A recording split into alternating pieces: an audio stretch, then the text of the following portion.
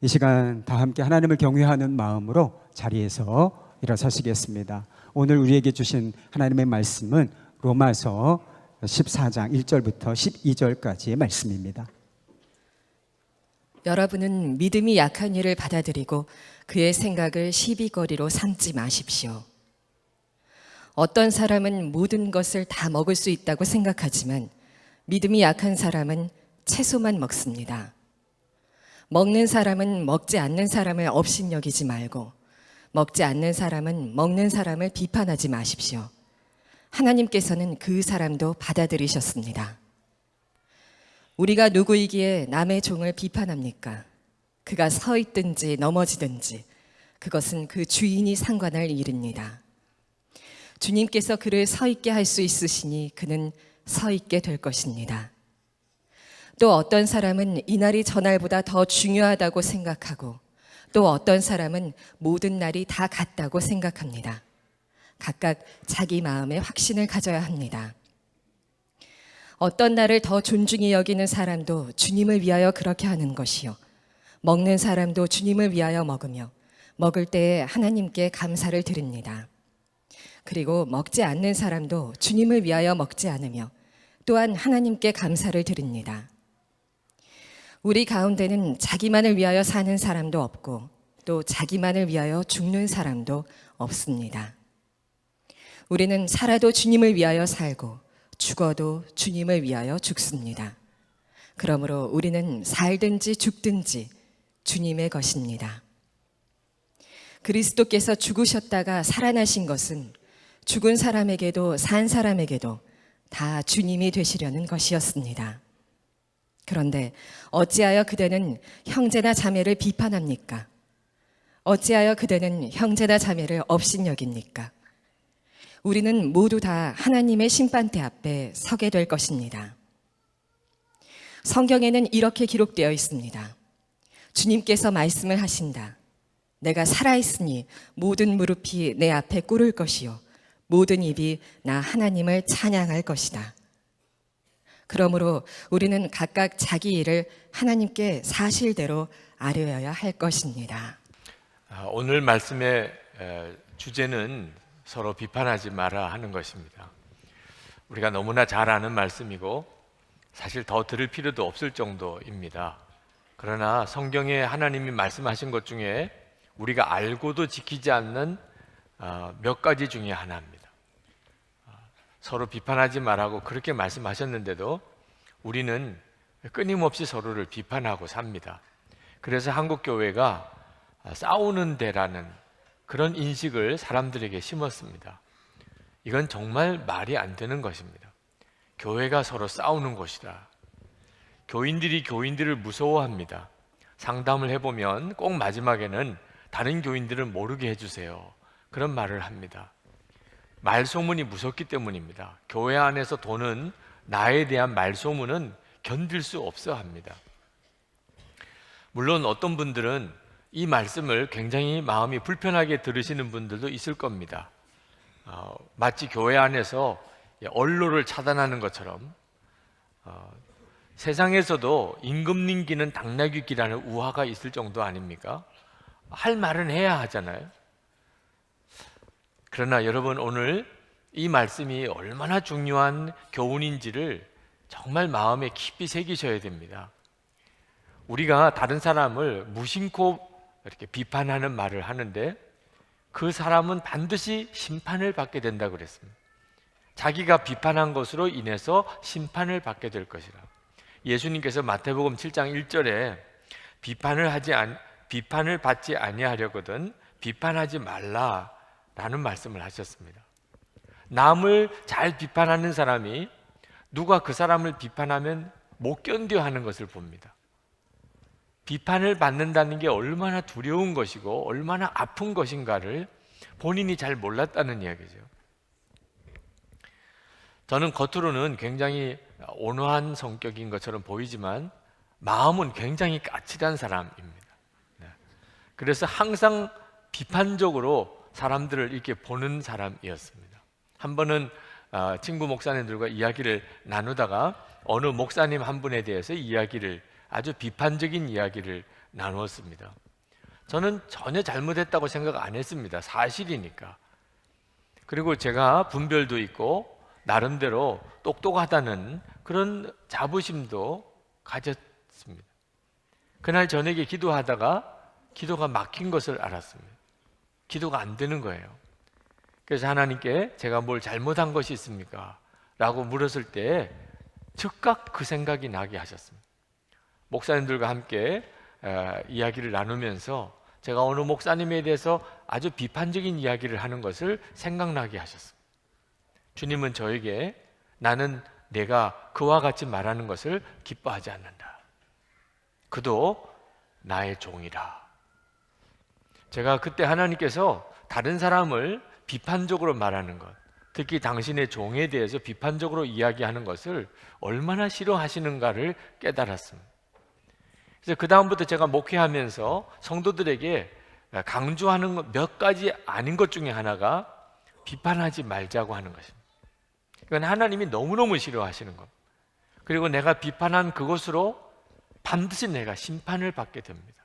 꼼짝 없습니다. 내가 그렇게 비판을 했으니까. 40년을 은혜롭게 목회를 아주 잘하신 목사님, 후배 목사님들이 목회를 잘하신 비결을 물으니까 검은색 노트 한 권을 꺼내시더래요. 거기에 교인 불평록이라고 그렇게 써붙이셨던, 교인들이 이따금 찾아와서 다른 교인들을 불평하게 될 때 그 목사님께서 잠깐만 기다리세요. 그리고 노트를 펼치고는 뭐라고 그러셨죠? 자세히 좀 이야기해 주세요. 제가 여기 쓰려고 그럽니다. 그리고 다 쓰고 나면 읽어보시고 맞는지 아닌지 확인해 주신 다음에 사인을 꼭 해주세요. 제가 꼭 이거 시정하도록 하겠습니다. 아주 기겁을 하고 뭘 쓰실 것까지 뭐 있으시냐고. 아무것도 아니에요. 그러고는 그냥 가신대요. 40년을 그렇게 지내다 보니까 교회가 얼마나 편안한지 그렇게 목회를 잘 하셨다는 겁니다. 여러분, 여러분이 누군가를 비판할 때 그것을 다 기록했다고 생각해 보세요. 이건 정말 두려운 기록이 됩니다. 그러나 글로 기록을 안 해도 하나님 앞에 다 기록되어 있습니다. 여러분이 누군가에 대해서 뭐라고 하고 뭐라고 했던 내용이 다 기록되어 있습니다. 그건 주님 앞에 섰을 때 정말 두려운 것입니다. 내가 한 말로 인하여 내가 심판을 받는 것입니다. 사도 바울은 왜 우리 믿음의 형제들끼리 비판하지 말아야 되느냐? 믿음이 약한 자이기 때문에 그렇다는 거죠. 오늘 14장 1절에 보면 여러분은 믿음이 약한 이를 받아들이고 그의 생각을 시비거리로 삼지 마십시오. 여기서 믿음이 약한 자라는 말은 예수님을 믿었지만 구약의 율법도 지켜야 된다고 생각하는 사람을 말합니다. 특히 이 먹는 문제가, 고기를 먹는 문제가 아주 중요한 이슈였습니다. 우상에게 바친 고기일 가능성이 컸기 때문에 당시에 신전에 제물로 바친 이 동물들이 그 다음에 시장으로 그 고기가 나옵니다. 대부분 그런 고기니까, 그러니까 하나님께서 우상에게 바친 제물을 먹지 말라고 했으니 고기는 일절 먹지 않겠다. 그런 분이 있었어요. 예수를 믿고도. 그게 예수님 하나님을 잘 믿는 거라고 생각했기 때문에. 그러나 또 한 부류의 사람들이 있었는데 그 사람들은 마음껏 고기를 먹었습니다. 예수님이 구약의 모든 제사를 다 이제는 폐하셨는데 예수님이 한 번에 완전한 제사를 드리심으로 구약의 모든 제사는 폐하시고 이제부터는 구약의 율법을 지켜서 구원받는 것이 아니고 오직 예수님만 믿기만 하면, 속죄의 그 복음을 믿기만 하면 다 구원받게 되었으니 이제는 구약의 규정, 율법 규정을 지키고 안 지키고는 구원과는 아무 상관이 없는 일이다. 그래서 감사한 마음으로 마음껏 먹으면 된다. 그래서 고기를 또 마음껏 먹는 사람이 있었습니다. 두 부류가 서로 싸운 거예요. 서로가 상대방이 잘못되었다고 서로 싸운 겁니다. 사도 바울이 명확한 정리를 하셨습니다. 고기를 먹는 사람이 믿음이 좋은 사람이다. 예수를 믿고도 여전히 구약의 율법에 매여서 고기를 두려워서 먹지 못하는 사람이 믿음이 약한 사람이다. 그렇게 정리는 하셨습니다. 근데 사도 바울이 믿음이 좋다는, 그래서 나는 고기를 마음껏 먹는다는 사람들에게 책망하시는 겁니다. 너는 믿음이 좋은데 왜 믿음이 약한 사람을 비판하느냐? 비판하는 것에 대해서 책망하신 겁니다. 그 믿음이 약한 사람이 왜 고기를 안 먹느냐? 하나님을 잘 믿어보자고 하는 거 아니냐? 하나님을 잘 믿어보자고 하지만 아직까지 믿음이 약해서 그렇게 하는 것인데 어째서 그것을 가지고 비판하느냐? 6절 말씀에 이렇게 말씀합니다. 어떤 나를 더 존중히 여기는 사람도 주님을 위하여 그렇게 하는 것이요. 그때 당시에 안식일이 토요일인데 토요일을 예배드리냐, 아니면 부활의 날인 주일, 일요일을 예배드리느냐, 또는 구약에 있는 절기들을 이거 지켜야 되느냐, 안 지켜도 되느냐, 이런 문제 때문에 교회 안에 논란이 일어났습니다. 자, 날짜를 지키는 사람도 다 잘 믿자는 거고, 이제는 그런 날짜에 구애받을 필요가 없다는 사람도 다 신앙생활 바로 하자는 거니, 그게 다 하나님을 위해서 살자는 것이니 서로 비판할 건 없지 않느냐. 먹는 사람도 주님을 위하여 먹으며 먹을 때에 하나님께 감사를 드립니다. 먹지 않는 사람도 주님을 위하여 먹지 않으며 또한 하나님께 감사를 드립니다. 고기를 먹는 사람이나 고기를 먹지 않는 사람이나 다 살아도 주님을 위해서 살고 죽어도 주님을 위해서 죽겠다는 사람들이라는 거예요. 7절 8절에 보면 우리 가운데는 자기만을 위하여 사는 사람도 없고 또 자기만을 위하여 죽는 사람도 없습니다. 우리는 살아도 주님을 위하여 살고 죽어도 주님을 위하여 죽습니다. 그러므로 우리는 살든지 죽든지 주님의 것입니다. 얼마나 귀한 믿음입니까? 로마서 기록할 당시 때 교인들은 살아도 주님을 위해서 살고 죽어도 주님을 위해서 죽는 그런 사람들이었습니다. 그런데 믿음의 수준이 차이가 나다 보니까 고기를 못 먹는 사람도 있고 고기를 아무 거리낌 없이 먹는 사람도 있었다는 거예요. 그런 견해 차이는 있을 수 있다는 겁니다.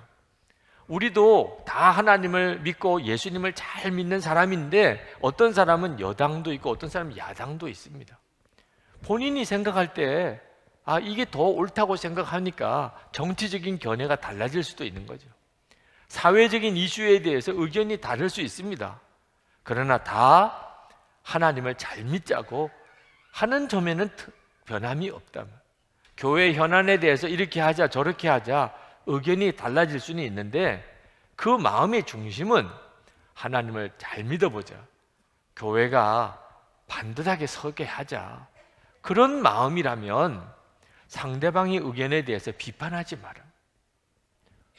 마음의 중심이 하나님을 위한 것이 맞다면 그러면 상대방의 의견을 존중하고 그리고 비판하지 마라.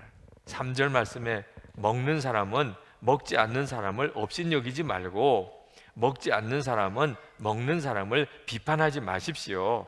하나님께서는 그 사람도 받아들이셨습니다. 여러분, 믿음이 약해서 어떤 때는 어떤 생각이 짧은 사람이 있습니다. 걱정할 필요가 없는 것은 그들의 믿음이 자랍니다. 조금 지나고 나면 내가 생각을 잘못했구나, 그렇게 될 때가 옵니다. 말씀을 자세히 읽어보다 보니까 내가 잘못 생각했었구나 깨달을 때가 와요. 제가 어느 교회에 부임했을 때 어느 장로님 한 분이 영 마음에 못마땅한 겁니다. 장로님이신데 왜 이러실까? 그래서 한참 고민하다가 그 장로님에게 말씀은 드려야 되겠다, 장로님 이렇게 하시는 거 아니에요 라고 말씀은 드려야 되겠다고 생각을 했었습니다. 근데 그때 갑자기 떠오른 생각이 그도 최선을 다하고 있는 것이다, 그런 생각이 떠올랐어요. 제 생각이 아니니까 주님이 말씀하시는 건가? 그래서 제가 주변에 있는 분들에게 물어봤습니다. 그 장로님 어떻게 생각하세요? 그랬더니 이구동성으로 하는 이야기가, 그 장로님 목사님 오시고 엄청 변했어요. 그전에는 정말 이러지 않으셨습니다. 그런데 목사님 오시고 난 다음에 신앙생활 제대로 해보시려고 굉장히 많이 변하셨습니다. 깜짝 놀랐어요. 제가 그 장로님의 이전을 몰랐기 때문에 얼마나 많이 바뀌셨는지를 알 수가 없었죠. 여전히 부족한 면이 있으시긴 하지만 변화된 것이 다 놀랍다는데, 제가 그것을 살피지 않고 만약에 불쑥 말을 꺼냈다면 아마 굉장히 관계가 안 좋았을 거예요. 우리가 계속 변합니다. 생각도 달라지고 믿음도 달라집니다. 그 점을 내다볼 줄 알아야 된다는 거예요. 우리는 다 예수님의 종입니다. 그 말은 내가 비판하려고 하는 그 사람도 예수님의 종이라는 뜻입니다. 주인은 예수님이십니다. 주인이 알아서 하실 거잖아요. 내가 왈가왈부할 필요가 없잖아요. 주님이 붙들어 주시고, 주님이 고쳐 주시고, 주님이 바로 가르치시고, 주님이 그 종을 친히 세우실 거 아닙니까? 4절 말씀에 우리가 누구기에 남의 종을 비판합니까? 그가 서 있든지 넘어지든지 그것은 그 주인이 상관할 일입니다. 주님께서 그를 서 있게 할 수 있으시니 그는 서 있게 될 것입니다. 주님이 하실 거라는 것을 믿어야 한다는 겁니다. 어느 목사님이 어려서 아버님, 어머님이 그렇게 다투시는 것을 보고 자라서 당신이 결혼할 때는 아내에게 나는 눈에 눈물이 흐르지 않게 할 것이다, 이렇게 결심을 했는데 결혼하고 나니까 그렇게 안 되더래요. 그렇게 많이 사모님하고 싸우셨답니다. 한 번은 사모님하고 아주 심하게 싸우시고, 그리고 생각해 보니까 목사님이 잘못하셨대요.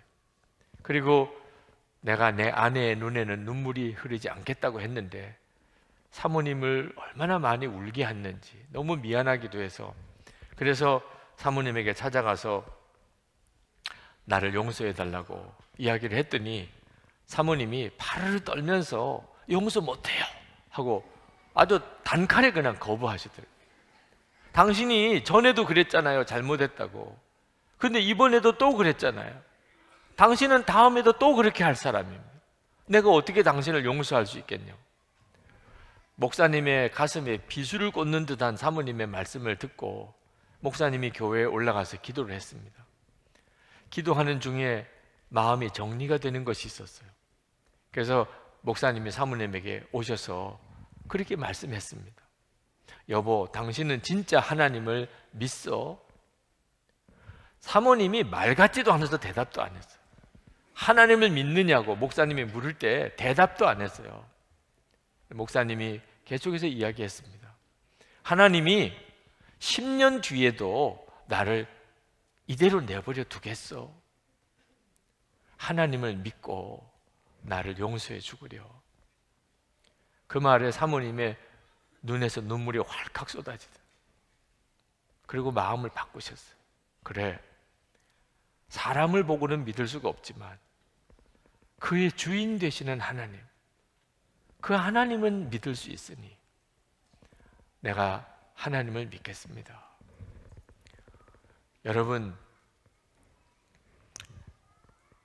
여러분이 비판하는 그 사람 하나님의 종입니다.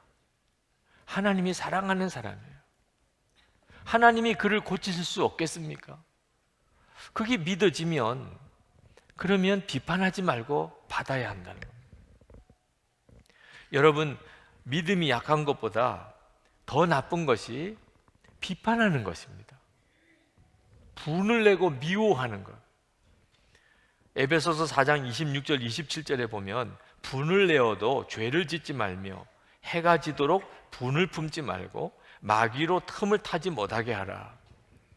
여러분, 분을 내고 화를 내는 것은요, 마귀를 불러들이는 일이에요. 실제로 여러분이 누구에게 분을 내고 누구를 미워하는 사람을 한번 꼽아보세요. 다 사랑할 사람들입니다. 배우자, 자녀, 부모, 친구, 교인들. 김정은이 보고 그렇게는 안 해요. 그런데 정말 사랑하는 가까이 있는 사람을 그렇게 미워하고 그 사람 때문에 그렇게 분을 내는 것, 마귀 역사라고 느껴지지 않습니까? 사랑하고 살아야 될 사람을 오히려 미워하게 만드는. 그리고 이 분이요, 살아있는 생명체 같이 자라요. 얼마나 급속히 자라는지 모릅니다. 그래서 하룻밤도 품지 말라는 거예요. 화가 날 수 있지만 하룻밤도 품지 마라. 왜? 엄청나게 자랍니다. 화가 났다가 그 다음 날은 죽이고 싶은 생각이 들어요. 교도소에 죄를 짓고 들어가 있는 사람, 살인죄, 상해죄를 짓고 들어가 있는 사람, 그런 죄 지을 사람 같지 않은 사람 많습니다. 화가 나고 그걸 마음에 품으니까 자기도 모르게 그렇게 끔찍한 일을 저지르고 그리고는 교도소에 들어가 있는 거예요. 마귀가 분을 키웁니다. 품으면 큰일 나는 겁니다. 결정적으로 이게 마귀 역사라는 것은 누구에게 미워하고 분을 품은 마음으로 그를 위해서 기도해 보세요. 기도가 되나? 영적으로 완전히 안 맞아요. 미워하는 거하고 기도가. 마귀하고는 영적으로 딱 맞습니다. 그러므로 여러분이 화가 나거나 분이 나는 걸 때 영분별 해야 돼요. 그렇지 않으면 큰일 나는 겁니다. 지금 화난 사람들은 하나도 말이 귀에 안 들어올 거예요. 화 안 난 사람들은 새겨 들으세요. 화 안 날 때 새겨 들어야 돼요. 화 안 날 때. 그래야 화가 나면 이 말씀이 생각이 나서 지켜줘요. 아, 내가 이 화를 품지 말아야 된다. 누군가 잘못하는 것을 보면 비판하지 말고 자기를 돌아봐야 됩니다. 10절 말씀에 우리는 모두 다 하나님의 심판대에 서게 될 것입니다. 지금 다른 사람 신경 쓸 여유가 없어요. 우리 모두 다 각각 하나님의 심판대에 설 거예요. 12절에 그러므로 우리는 각각 자기 일을 하나님께 사실대로 아뢰어야 할 것이다. 지금 남의 이야기 할 거 없습니다. 누가 잘했냐 못했냐 할 거 없어요. 내 이야기 지금 하나님 앞에 하는 것도 지금 벅차요. 이 점을 알아야 됩니다. 누가 뭘 잘못했다고 보이면 즉각 자기를 돌아봐야지 그 사람 신경 쓸 때가 아니라는 거. 모세가 120세가 됐지만 몸은 정정했어요. 그런데도 하나님은 모세를 느보산에서 생명 거두셨습니다. 가나안 땅 못 들어가게 하셨어요. 왜 그러셨을까요? 이스라엘 백성들 앞에서 화를 냈기 때문입니다. 민수기 20장에 보면 이스라엘 백성들이 물이 없는 바람에 아론과 훌에게, 모세와 아론에게 찾아와서 막 따졌습니다. 우리를 여기서 목말라 이렇게 죽게 할 거냐. 그때 모세와 아론과 이스라엘 백성들이 다투었다고 성경은 말합니다. 다투었다는 말은 둘 다 소리 질렀다는, 이스라엘 백성도 소리 질렀고 모세와 아론도 소리 질렀다, 그런 뜻이죠. 모세가 하나님께 나가서 하나님 어떻게 하면 좋습니까? 그때 하나님이 응답하셨습니다. 걱정하지 마라. 이스라엘 백성들을 다 불러 모아놓고 그 앞에서 반석을 명하여 물을 내게 하라. 하나님이 그렇게 하시겠다고 그랬어요. 이스라엘 백성들을 다 불러 모았습니다. 모세와 아론이. 그리고는 뭐라고 그랬는지 아십니까? 민수기 20장 10절에 이렇게 말했습니다. 반역한 너희여, 들으라. 우리가 너희를 위하여 이 반석에서 물을 내랴. 반역한 너희여, 아주 그냥 정죄했습니다. 모세의 노기가 서려 있는 말이에요. 모세는 화가 나 있었습니다. 지금 이스라엘 백성들 앞에서 하나님이 물을 내시겠다고 그랬는데 우리가 너희를 위하여 물을 내랴? 하나님은 다 감추어졌어요. 그리고는 또 어떻게 했느냐? 지팡이를 들고 반석을 향하여 2번 내리쳤습니다. 그러니까 모세는 완전히 막 분노가 차 있었어요.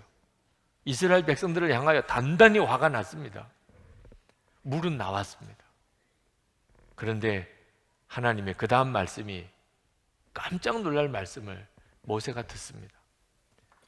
민수기 20장 12절에 너희가 나를 믿지 아니하고 이스라엘 자손의 목전에서 내 거룩함을 나타내지 아니한 고로 너희는 이 회중을 내가 그들에게 준 땅으로 인도하여 드리지 못하리라. 지금 반석에서 물을 냈는데 믿음이 없다는 거예요. 이 말이 무슨 말인지 아십니까? 하나님을 무시했다는 거예요. 하나님이 함께 하신다는 것을 무시했다는 거예요. 여러분, 이스라엘 백성들이 하나님을 생각했겠어요? 모세를 생각했겠어요? 완전히 주인공은 모세입니다. 화를 내면서 그냥 노기를 띠고 지팡이를 들고 반석을 내리치는 모세밖에는 이스라엘 백성들이 보이는 게 없었을 거예요. 하나님은 완전히 가리워졌습니다. 하나님께서 그 모습을 보고 모세, 안 되겠구나. 이 성질 가지고는 안 되겠구나. 그리고는 하나님께서 이스라엘 백성이 그 다음에 에돔 땅을 지나가려고 할 때 에돔 왕이 못 들어오게 막았습니다. 전에 같으면 아말렉을 치듯이 쳤을 거예요. 하나님이 이스라엘 백성을 돕지 않으십니다. 에돔 땅을 우회합니다. 그리고는 아론을 거두세요. 그때 아론은 하나님 앞에서 생명이 거두어집니다. 그리고 모세는 가나안 땅 일보 직전까지 가서 느보산에서 하나님이 모세 생명을 거두십니다. 이스라엘 백성 잘못했어요. 모세를 화나게 할 일을 했습니다. 그러나 하나님의 종은 화내면 안 돼요. 하나님의 일을 하면서 자기 혈기 내면 안 되는 거예요. 왜? 하나님을 가리니까. 여러분, 우리도 똑같이 명심해야 됩니다. 예수님 마음에 모시고 살아요. 그게 예수 믿는 사람이에요. 여러분, 말 한마디 한마디는 주님 앞에 하는 겁니다. 두려운 걸 아셔야 돼요. 말 함부로 하면 안 됩니다. 항상 주님 앞에서 말하듯이 그렇게 말해야 돼요. 어떻게 남을 함부로 비판하고 화를 내고 그렇게 할 수 있어요? 지금 우리나라가 참 큰일인 것이 온 민족이 그냥 화가 단단히 나 있어요. 폭발 일보 직전입니다. 차를 운전해도 보통 힘든 게 아니에요. 사람들이 다 뭔지 모르게 이렇게 화가 나 있습니다. 예수 믿는 사람이 해야 될 역할이 뭡니까? 여기서 빛과 소금은 어떻게 해야 되는 겁니까? 용서하고 사랑하고, 용서하고 사랑하고. 지금 1000만 그리스도인들이 용서하고 사랑하고 용서하고 사랑하고, 그래서 우리나라의 영적인 분위기를 바꿔야 할 때입니다. 여러분, 가정에서부터 그래야 돼야 됩니다. 그런데 우리 가정에 정작 우리 자녀들이 문제예요. 자녀들이 지금 다 분노에 꽉 차 있습니다. 우리 자녀들을 분노하게 하는 역할을 부모가 합니다. 부모가 잘못한 것을 바로잡아 주려고 하다 보니까 오히려 자녀들에게 분노를 심어줘요. 잘못한 것은 바로잡아 줘야 되지요. 그러나 말 한마디라도 잘해야 합니다. 에베소서 6장 4절에 또 아비들아 너희 자녀를 노엽게 하지 말고 오직 주의 교훈과 훈계로 양육하라. 우리가 우리 자녀들을 잘 양육해야 됩니다. 가르쳐야 됩니다. 바로 잡아도 줘야 됩니다. 그러나 노엽게 하지 말고 그러고 해야 됩니다. 우리 자녀들이 엄마 아빠가 하는 말 때문에 다 마음이 노여움이 있습니다. 어리니까 말은 안 하지만 이제 크면 다 터져 나옵니다. 교회 안에 어느 장로님이 아주 혈기가 대단한 장로님이 계신데, 한 번은 아이가 예배당을 투다닥 뛰는 걸 보고 그 아이를 붙잡고 엄히 책망을 했어요. 어디서 예배당에서 뛰느냐고. 그런데 그 아이가 그날로 교회를 안 나오고, 그리고는 완전히 교회에 대해서 악감정을 가지고, 그러면서 자라면서 주변에 예수 믿는 사람을 얼마나 힘들게 하는지 무조건 싫은 거예요. 교회는 무조건 싫고 예수 믿는 사람은 무조건 싫은. 그 어릴 때 교회에서 장로님한테 책망받은 거예요. 장로님은 예배당에서 뛰지 말라고 잘 가르치려고 한 거죠. 그런데 문제는 그 아이가 어린아이라는 걸 고려하지 않은 겁니다. 예배당에서 뛰지 말라고 하는 방법이 한 가지 방법만 있는 게 아닙니다.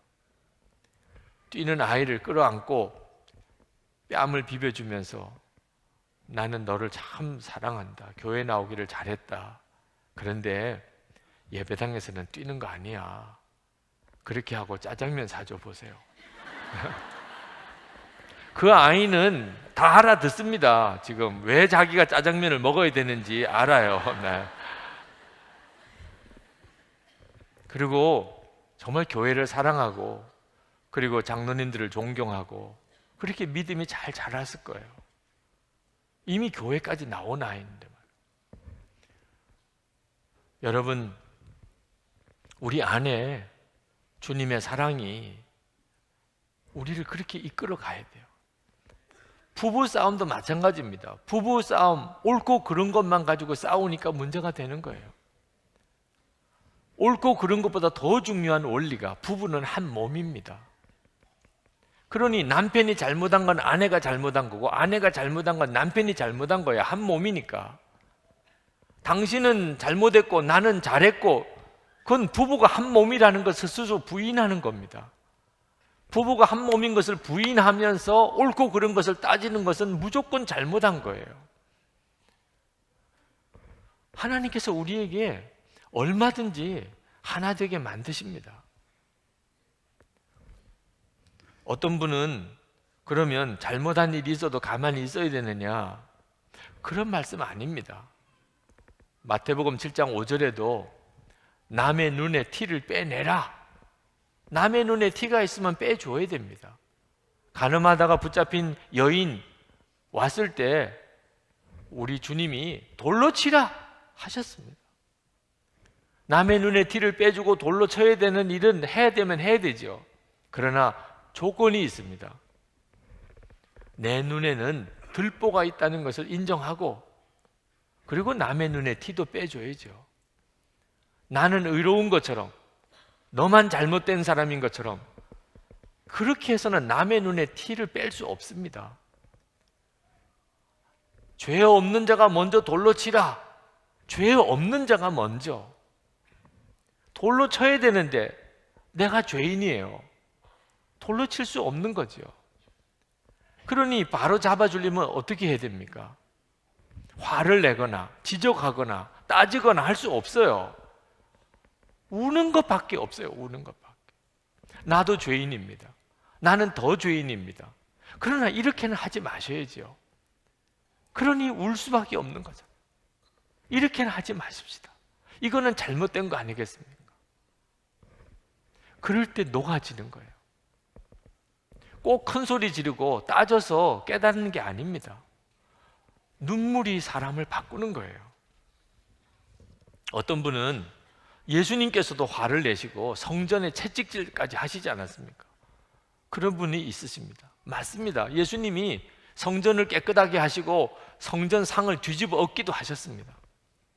그러나 여러분, 왜 예수님이 그렇게 하신 것만 보십니까? 예수님은 그 모든 사람의 죄를 지고 십자가에 죽으셨습니다.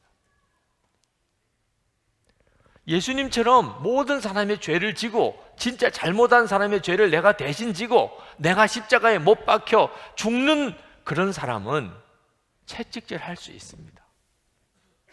그것은 진짜 사랑입니다. 십자가는 지지 않으려고 그러고 너는 너 죄고 나는 나고 이러면서 채찍질만 하려고 합니까? 그게 통합니까? 하나님이 우리를 책망하십니다. 분명히 성경에 보면 하나님이 우리를 책망하십니다. 하나님은 그렇게 하실 수 있어요. 왜?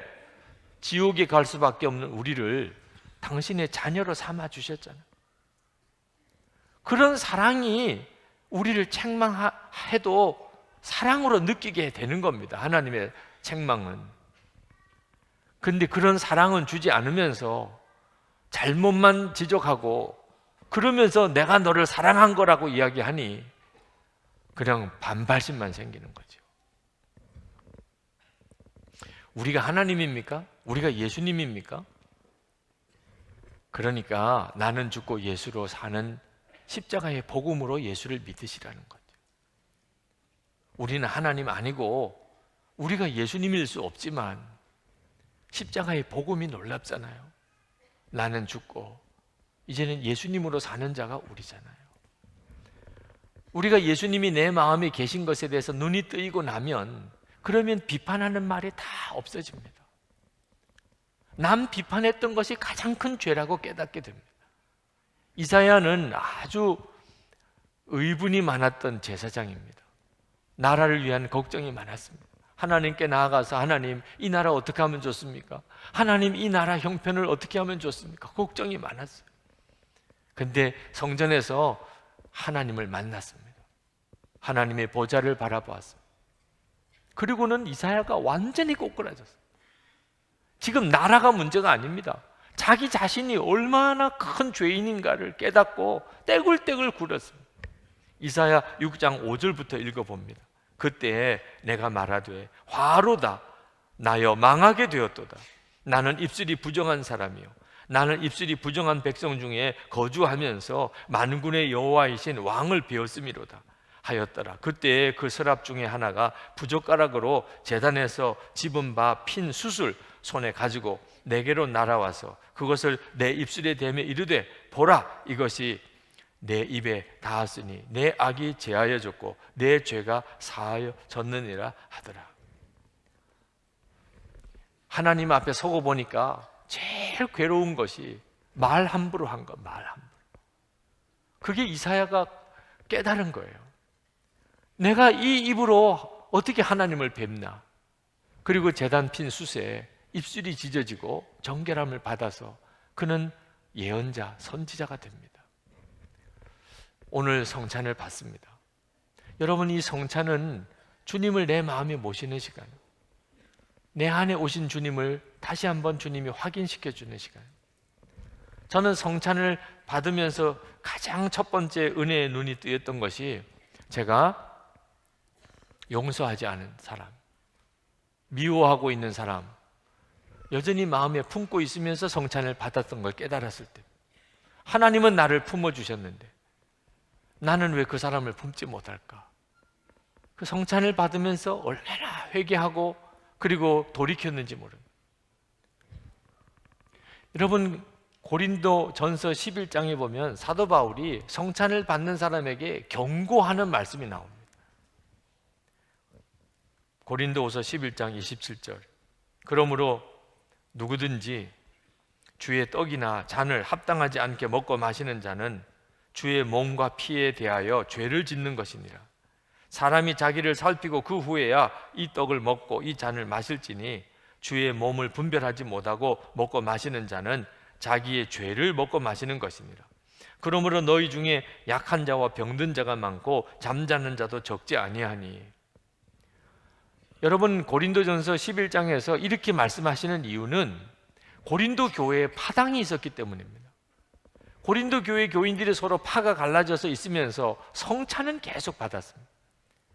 그래서 오히려 그들에게 병든 자가 있고 죽는 자도 있었습니다. 그 까닭을 가르쳐 준 거예요. 성찬은 미워하는 마음을 품고 못 받는 겁니다. 다른 사람을 용서하지 못하고 하나님 앞에 어떻게 성찬을 받습니까? 이 성찬은 나를 하나님이 용납해 주는 시간, 나 같은 자에게 주님이 오시는 시간인데 내가 다른 사람은 용납하지 못하고 받아주지 못하면서 어떻게 주님을 맞이할 수 있단 말입니까? 오늘 이 시간 여러분 성찬을 받을 때 해결 받으시기 바랍니다. 여러분 마음속에 아직도 용서하지 못한 사람, 아직도 미워하는 사람, 주님께 회개해야 됩니다. 그래야 하나님이 여러분을 용납하시는 은혜가 놀랍게 밀려 들어옵니다. 주님의 은혜를 가로막고 있는 것이 우리 쪽에서 문제가 있기 때문입니다. 아직도 여러분 용서하지 못하고 비판하는 마음을 가지고 있는 사람, 이제 회개하고 깨우쳐 달라고 기도하고 그리고 성찬을 받으실 수 있게 되기를 바랍니다. 우리 다 같이 통성으로 기도하겠습니다.